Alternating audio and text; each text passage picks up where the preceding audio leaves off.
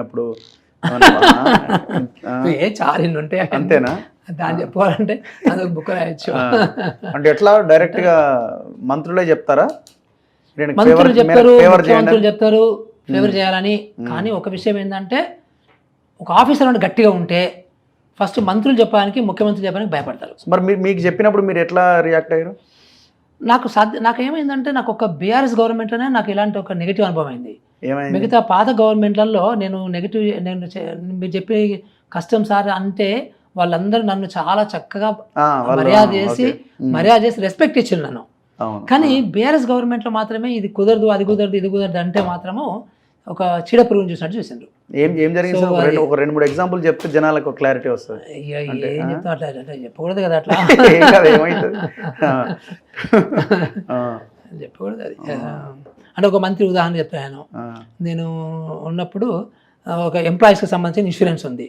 Insurance so అది మామూలుగా ఏంటంటే ఇన్సూరెన్స్ కంపెనీలో ప్రైవేట్ కంపెనీలు ఉంటాయి, గవర్నమెంట్ కంపెనీ ఉంటాయి. National insurance company, government company, oriental insurance company, ఇట్లా ఉంటాయి అన్నమాట. సో ఒక మంత్రి అంటున్నాను, నేను ఇతను మా దోస్తు, సో మీరు ఎట్లా చేసి ఇతనికి ఇన్సూరెన్స్ వచ్చాడు చూడండి అంటాడు. సార్ నేను అన్నీ చెప్తాను మీకు, సో ఆయనకు నేను హెల్ప్ చేస్తాను ఈ ప్రాసెస్ అర్థం చేసుకోవడానికి, బట్ కాంపిటీషన్లో పార్టిసిపేట్ చేయాల్సి ఉంటుంది. సో ఎట్లా చేసి మీరు ఆయన హెల్ప్ చేయండి అన్నట్టుగా అనుకున్నాడు. సో ఇక వాడేమనుకుంటాడు, పెద్ద మంత్రి చెప్పిండు, ముఖ్యమైన మంత్రి చెప్పిండు కాబట్టి సో ఇంకేముంటుంది అయిపోద్ది అనుకుంటాడు. సో నేను పోయిన సంవత్సరం ఇంత ఉంది బాబు, ఈ సంవత్సరం ఇట్లా ఇలాంటి వాళ్ళు పార్టిసిపేట్ చేస్తారు, సో మీరు కూడా పార్టిసిపేట్ చేసుకోండి, కాంపిటీషన్ వస్తే మీరు తీసుకోండి, నో ప్రాబ్లం, మేము మీకు కోఆపరేట్ చేస్తాము, మాకు కూడా అడ్వాంటేజ్ తప్పేస్తాం. కానీ ఆయన దోస్తు, ఆ మంత్రి గారి దోస్తు 13,000 రూపాయలకి వేస్తే 13,000 పర్ ఎంప్లాయీకి హెల్త్ ఇన్సూరెన్స్ మీద. సో వీళ్ళు మా ఇంతకుముందు గవర్నమెంట్ వాళ్ళు 7,300 400 ఇచ్చింది అనమాట. అంత తేడా ఉంది. అంటే ఎట్లా నాకే వస్తుంది, ఇది ఓకే అయిపోతుంది అనుకున్నాడు. అంతే. ఇప్పుడు మరి ఆ మంత్రి ఎట్లా చూడాలి దీన్ని? ప్రభుత్వానికి లాభమైందని చూడాలా, లేదా ఆయన దోస్తుకి నష్టమైందని చూడాలా? కానీ అలాంటి బీఆర్ఎస్లో నాకు అలాంటి అనుభవాలు చాలా ఉన్నాయి.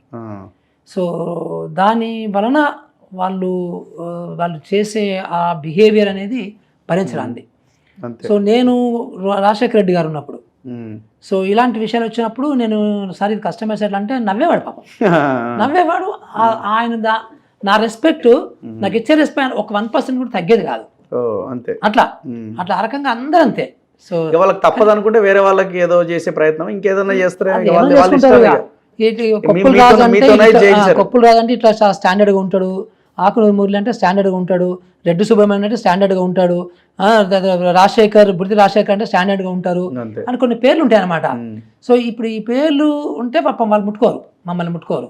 సో మమ్మ దగ్గర ఎట్లా పని తీసుకోవాలనో, మేము రూరల్ డెవలప్మెంట్, పేదలకు సమస్య అంటే ఇవాళ మా దగ్గర వాళ్ళు భయంకరంగా పని తీసుకుంటారు, వాళ్ళు గెలుస్తారు, వాళ్ళ కోట్లు వస్తాయి, అట్లా అలాంటి తెలివి ఉంటుంది. బట్ ఈ మూర్ఖులకు అలాంటి తెలివి లేదు. ఈ మూర్ఖులకు అది ఏంటో అందుకని ఓడిపోయింది కదా. నేను చెప్తున్నా ఉన్నా, ప్రతిసారి అందరినీ అన్నిసార్లు మీరు నమ్మించలేరు అంటే నిజమైంది కదా మొన్న. Anyway thank you sir, thank you very much. మళ్ళీ నెక్స్ట్ వీక్ కలుద్దాం. థ్యాంక్ యూ మీకోసం వెయిట్ చేస్తుంటాం. Thank you very much. So ఇది ఆకునూరి మురళి సార్తో ఇంటర్వ్యూ. చూస్తూనే ఉండండి మన తొలి వెలుగు.